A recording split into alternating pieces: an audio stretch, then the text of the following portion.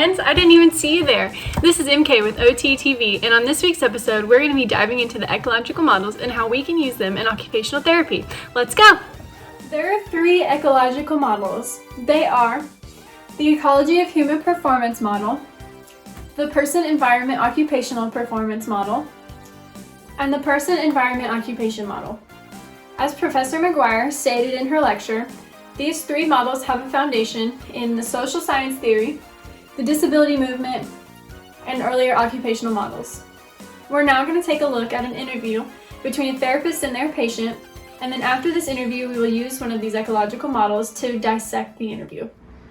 Hello Obi, it's nice to meet you. My name is Addison and I'm your occupational therapist today. Well, hi, nice to meet you. So Obi, tell us what brings you in today. Well, my arm has been hurting pretty bad. Well, but don't touch it. I'm sorry to hear that. When did that pain start? It happened a few weeks ago. Did you notice it hurting with a specific activity or did it just occur over time? Well, I was chasing this daggum mouse through the house and I twisted my paw. Well, I'm sorry to hear that. Did you catch it? Well, yeah, I got the sucker, but I really hurt myself in the process. Obi, can you tell me what a typical day looks like for you?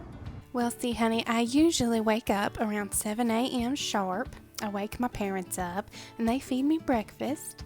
Then I usually love to play with my favorite yellow ball, this one right here. Then, while my parents are gone, I'll take naps in the warm sunbeam on the couch or on the windowsill because it's my favorite. As soon as my parents get home, I run out the front door so I can get some outside time before coming in to make some biscuits. Can you tell me a little bit more about where you live? Is it a house or an apartment? Well, we live in an apartment. It's on the 2nd floor, mostly hardwood floors, you see, which is how I slipped and twisted my paw. Does your hurt paw limit you in any of your favorite activities?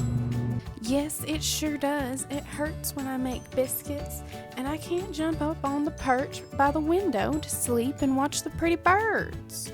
I also can't play with my favorite ball because it hurts so much. Don't worry, Obi. All of these things that you mentioned are things that occupational therapy can help you with.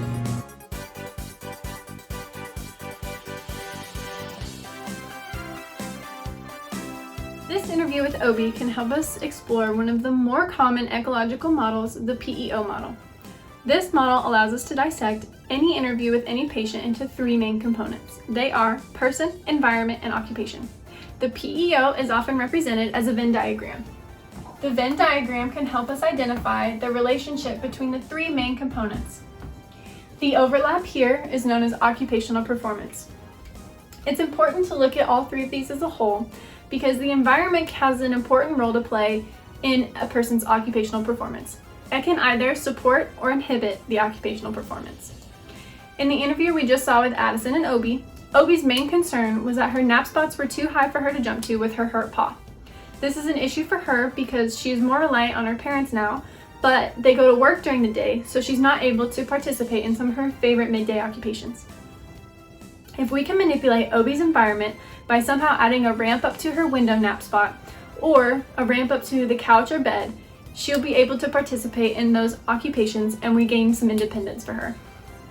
I know this is a simple version that we've made for a cat, but I hope it helps you understand the importance the environment can play on an individual's occupational performance. We can use these ecological models to create holistic views of our patients. The creators of these models wanted to place an emphasis on an individual's environment and how it can affect their occupational performance. Many other occupational models focus mostly on the patient and their occupations. While this is still important, if we're armed with the knowledge of a patient's environment, we should be able to help them and get them back to their optimal performance and regain some independence. Thanks for watching this week's episode. We hope y'all enjoyed it.